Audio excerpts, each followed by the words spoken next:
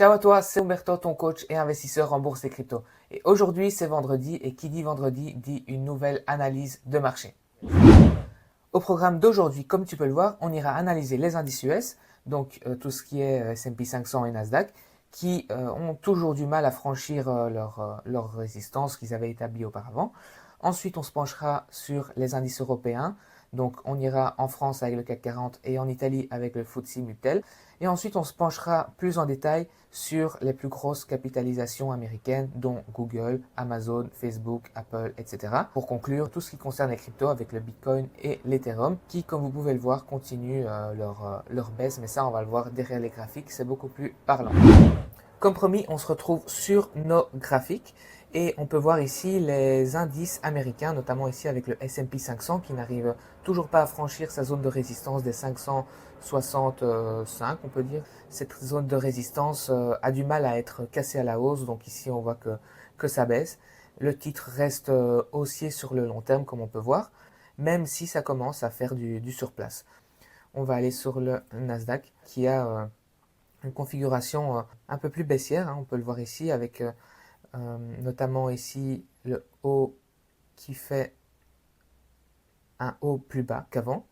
Donc c'est pas une très bonne nouvelle, même si comme je dis voilà, à long terme il est sur la moyenne mobile 20, ça se pourrait qu'il rebondisse pour retourner à la hausse, mais la configuration est pas trop sympathique, donc moi je reste personnellement à l'écart de ces indices-là. On passe sur quelques actions US qui sont parmi les plus importantes. On a ici Apple, Apple qui fait une très grosse baisse hein, cette semaine. Donc ouais, ça reste sur le long terme, ça reste haussier, même si on a des signaux précurseurs qui nous montrent que le titre est en train de se retourner. Donc ça pourrait être une simple correction, mais en attendant, le mouvement impulsif n'est plus ce qu'il était comme on a pu le constater juste avant. Donc faire très attention. Ça c'était concernant Apple. On va voir Google. C'est un peu pareil, même si c'est un peu c'est pire parce que il a déjà cassé la moyenne mobile 20, donc c'est déjà un signal pas très rassurant. Donc ouais, toutes les plus grosses capitalisations continuent de corriger. Amazon, pareil, est toujours dans cette zone-là de surplace. Donc il n'y a franchement pas grand-chose à faire. On va voir ce que fait Tesla. C'est un peu mieux que les autres, mais quand on voit sur vraiment le très long terme, ben ça baisse depuis fin 2021. Donc pour l'instant, il y a, il y a rien à faire sur Tesla non plus. Ouais, ici on a une une grosse résistance sur les 300 dollars. On peut voir ici, le titre a touché beaucoup de fois cette résistance-là. Donc c'est à tenir à l'œil. Mais pour l'instant, il n'y a pas grand-chose à faire. Voyons voir Microsoft, une autre très grosse capitalisation. Toujours mieux que Tesla, mais quand on voit par rapport aux autres actions comme Apple, etc., ça reste dans la même lignée. Hein, donc il n'y a vraiment rien à faire. Ça fait du surplace et pour l'instant, faut juste observer. Là, on va commencer avec le CAC 40, donc l'indice français. Et on voit clairement qu'il est beaucoup plus baissier par rapport aux indices US qui, eux, déjà montrent des signes de correction. Mais ici, c'est encore pire. Les deux moyennes mobiles ont déjà été cassées à la baisse. Un petit rebond et hop, on réintègre la baisse. Donc c'est pas très rassurant. Donc maintenant, voyons voir un peu les actions françaises dans le détail. On va voir par exemple Renault. Oui, Renault, j'avais fait une vidéo le 29 juillet. Je ne sais pas si vous vous souvenez, mais si pas, je vous mets la vidéo juste au-dessus. Et dans laquelle j'avais dit que le cours était assez baissier. Et ben, effectivement, il a continué de baisser. Ici, il a fait une petite hausse donc de 3 semaines, mais qui a été vite oubliée par cette grosse bougie cette semaine, grosse bougie rouge. Donc ça continue de baisser.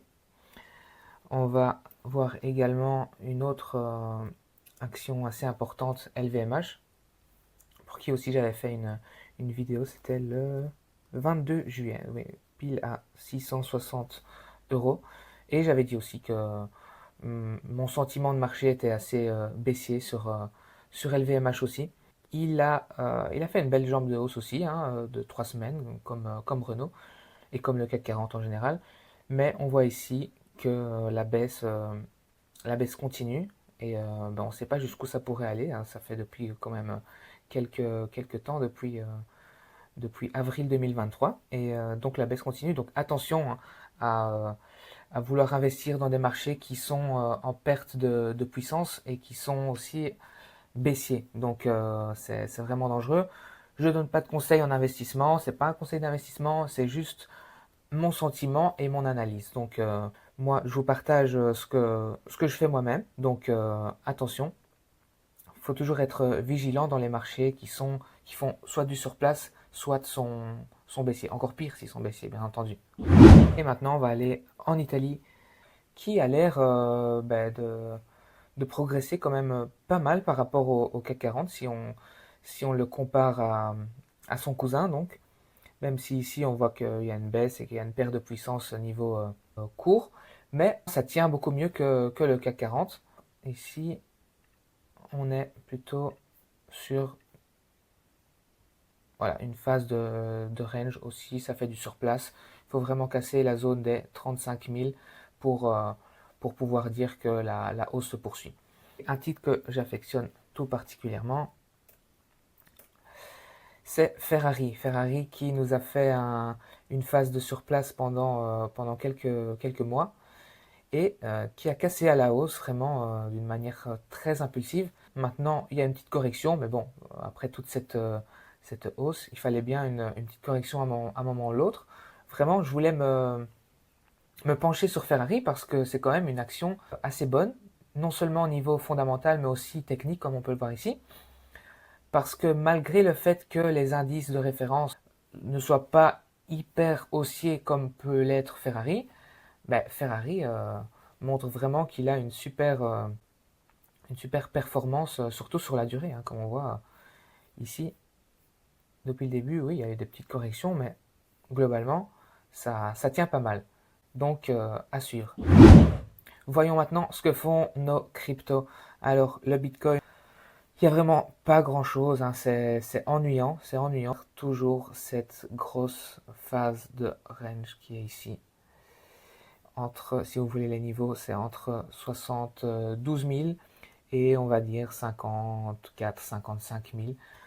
Ça baisse, ça monte, ça baisse, ça monte. Pour l'instant, rien à faire à part observer. Et vraiment, quand il y aura une grosse cassure, ça pourrait être intéressant. Mais pour l'instant, il tient ses résistances et ses supports. Donc, vraiment, c'est pas grand-chose à faire. L'Ethereum, par contre, lui, c'est de pire en pire. Il y en a beaucoup qui disaient ici d'acheter entre les 2005 et 2007 parce que c'était un bon point d'entrée sur l'Ethereum. On ne reverra sans doute plus jamais ces prix-là sur l'Ethereum. Donc c'était intéressant de se positionner. Mais comme je dis toujours, la tendance est notre amie. Si la tendance est baissière, ça ne sert à rien de s'entêter et de vouloir acheter quelque chose qui baisse. Il faut au moins attendre quelques signaux de retournement à la hausse pour se dire que vraiment ça peut valoir la peine de se positionner. Par exemple, peut-être que ce sera un point bas ici et que beaucoup de gens vont acheter ici, mais ce qui nous importe à nous, c'est pas d'acheter ici sur les plus bas, même si l'idéal ce serait bien sûr d'acheter sur les plus bas et de revendre sur les plus hauts, mais à part avoir une boule de cristal, c'est impossible.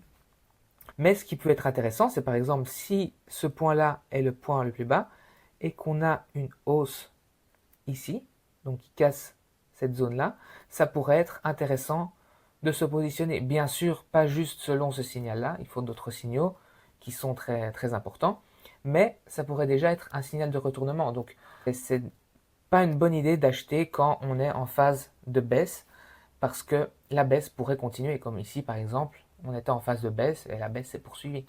Il faut toujours être vigilant en phase de baisse, rester à l'écart et attendre vraiment des signaux de retournement avant de pouvoir envisager une position. Pour conclure donc, je dirais que les marchés cette semaine sont assez baissiers, même s'ils font pour l'instant du surplace, mais on peut voir que le cours est en train de se retourner à la baisse. Ça pourrait être qu'une simple correction, mais en attendant, c'est mieux d'être de simples observateurs pour l'instant, d'analyser et de pouvoir capter le moment dans lequel ce sera plus opportun de se positionner. Des fois, faut rien faire, il faut juste attendre. C'est la meilleure des choses à faire. Donc voilà, c'était tout pour aujourd'hui. J'espère que la vidéo t'a plu. Si c'est le cas, mets un petit like, ça fait toujours plaisir. N'oublie pas de partager la vidéo avec tes proches qui sont intéressés par la bourse, par les crypto-monnaies, par le domaine de la finance.